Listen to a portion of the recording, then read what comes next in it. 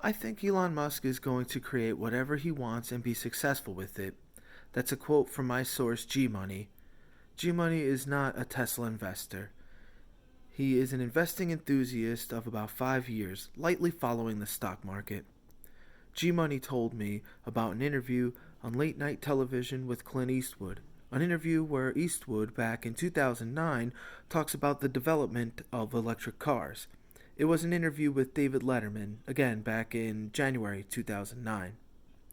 G Money noted how Clint Eastwood said it will be a great innovation, but we have to be patient.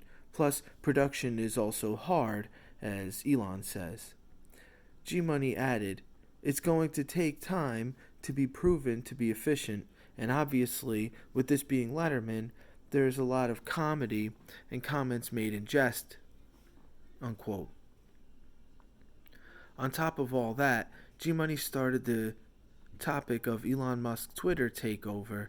G Money commented on the matter, saying, quote, now that he owns Twitter, people will be getting info on these developments straight from him and his spokespeople up to the minute. And yes, you can use my opinion of how Elon Musk will use Twitter to info people on the up to the minute about Tesla's developments.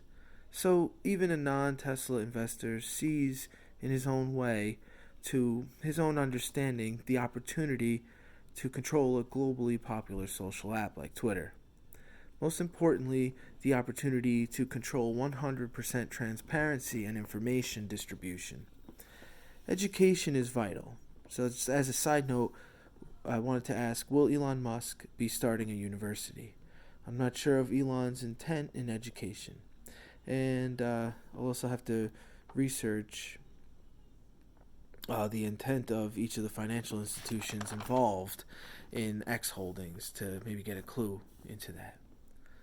If something important is broken, we should at least try to fix it or delete it and restart. Anyway, education is a massively difficult set of complex problems for a lot of the world. Without getting into all of that, and to wrap up on the Clint Eastwood and G Money, in reference to hybrids and electric cars, Clint Eastwood said that the problem was that nobody was making any of them look sexy. He said, quote, they look kind of stupid, unquote. Then he went on to say, quote, Tesla has a sexy little car they're coming out with, unquote. In the interview, Letterman and Eastwood mocked Chevy and claimed that Chevy will probably need more government dollars, as they put it, as actually Eastwood slyly admitted. The two TV legends went deeper into bailouts and how that's probably not the best way. Eastwood served as mayor for a 2-year term, so he kind of understands the pain of politics. Then, from an article by LA Times uh, talking about Eastwood's Gran Torino, the vehicle that Eastwood's character drives in the movie Gran Torino. You could blame Ford's penny chiseling management for the Torino's mediocrity, but you would also have to indict the assembly line. In 1972, Detroit's unionized workforce was in full flower of its indifference. Shop foremen battled against even the most common sense efforts at accountability and quality control. Drug use, uh, even sabotage were endemic. Managers were afraid to walk the factory floors alone. And 1972 was in many ways an inflection point for the U.S. automakers. This year that Detroit's mighty cylinders began to seize.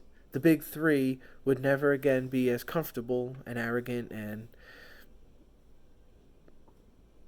as they were. The following year's OPEC oil embargo sent them reeling. It was this generation of cars, which almost seemed to radiate contempt for their buyers, that drove Americans into the embrace of Japanese automakers.